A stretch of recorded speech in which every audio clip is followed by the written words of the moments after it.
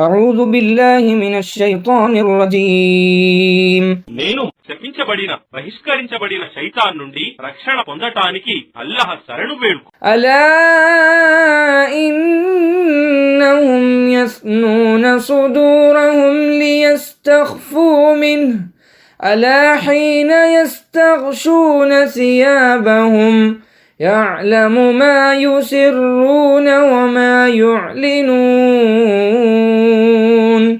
إنه عليم بذات الصدور.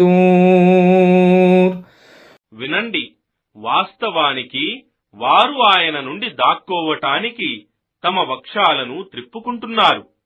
జాగ్రత్త, వారు తమ వస్త్రాలలో తమను తాము కప్పుకున్నప్పటికీ ఆయన అల్లహకు వారు దాచే విషయాలు మరియు వెలిబుచ్చే విషయాలు అన్నీ బాగా తెలుసు.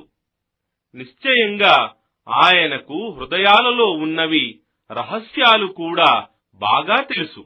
وما من دابة في الأرض إلا على الله رزقها ويعلم مستقرها ومستودعها كل في كتاب مبين.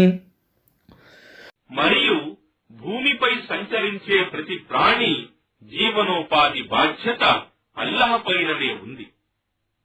ఆయనకు దాని నివాసం, నివాస కాలం మరియు దాని అంతిమ నివాస స్థలమూ తెలుసు. అంతా ఒక స్పష్టమైన గ్రంథంలో వ్రాయబడి ఉంది.